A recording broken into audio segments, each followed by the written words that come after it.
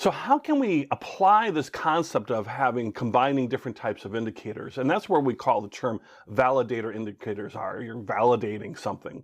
So kind of how it works is you choose a primary. This is your ruling concept. This is the thing you're really searching for when you're out there evaluating securities. And so you have this primary indicator that you use all the time. And then you have a secondary indicator that comes into play once your primary has maybe found an opportunity, and your secondary is going to be kind of the confirming or say, yes, that looks good to me, the secondary indicator, so it's a go or maybe a no-go as far as investing in that security. So for example, you might use a simple moving average crossover rule as the primary. Real easy, right? You see the price curve above the line, below the line, as we learned in that indicator. So you're using that as your primary, and you're really out there looking for those types of situations, and you're watching for those. So that's your primary. And then you might use, let's say, for example, a momentum indicator like the RSI to confirm what you're seeing with that simple moving average. So your RSI is saying, yes, this is a buy or a sell opportunity, and then it's kind of confirming what you're seeing with the other one. So that's two indicators working together. You can add a third or fourth too, but just start with like two indicators together. And then you take action like buying or selling, or sometimes, very often actually, do nothing until the situation lines up where your primary indicator is strong and your confirming secondary indicator is confirming that primary. It's validating, it's a validator indicator, and confirming that, that indicator, and then you're making a stronger choice with that. And then around validator indicators, it's important to choose them ahead of time, right? You're not doing this on the fly. You're not doing that simple moving average and say, oh, today sounds like a momentum day, or I feel like a volatility measure today, and what about those Bollinger Bands? You know, you're going to choose them ahead of time because it's part of your overall strategy. It's part of your overall setup as far as trading. So those secondary ones, you're going to choose ahead of time, and you're going to decide how much emphasis you're going to put on that secondary indicator. You know, how much of a validator is that for your primary?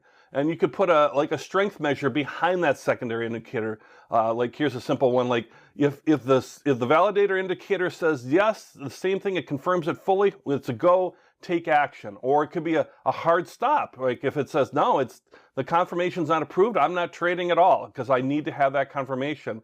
A yellow might be a warning sign as far as, you know, am I going to take action or not? It might be close but not fully as far as, you know, maybe that secondary indicator. Maybe it's giving some signals, let's say as a buy signal, but it's not fully, you're still not fully comfortable with it.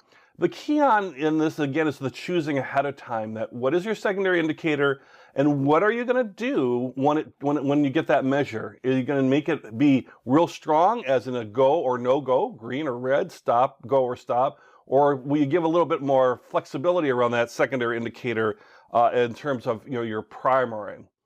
And that's a key thing with validator indicators is once you've established your plan, be disciplined and follow the plan.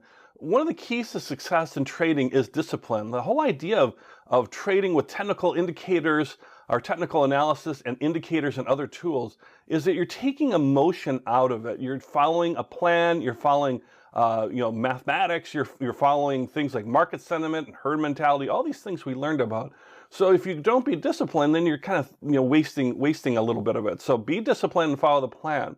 And one thing that a lot of people trip up on, and as a warning, is once you establish your rules, don't change them to make something fit.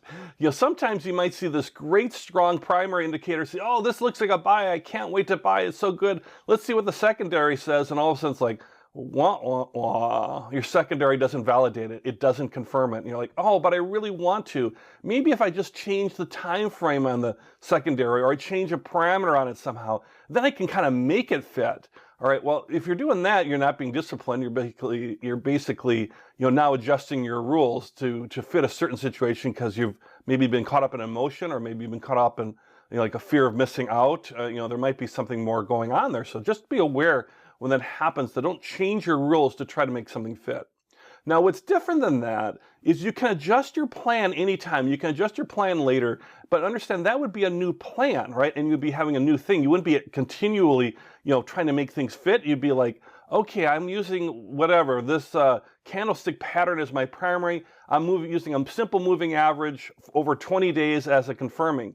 Now maybe you say, you know, I like that moving average confirming, but I'm going to still use my candlestick, but instead I'm going to use an exponential moving average, and instead of being 10 days, I'm going to move that out to 20 days and see how that goes for a little bit, and then I'm going to test that out and all that. So that's it, and that'll be now my new plan that I'm going to follow. That'll be the discipline that I'll follow then. So it's difference between trying to make things fit and trying to, and then later just making your plan better as you go along, because you'll continually keep updating or maybe refining your plan, you know, possibly. Or some folks, they find a great plan after a while or very quickly, and then they're like, this is how I trade, and then they just look for those opportunities, and that's great to be in that situation.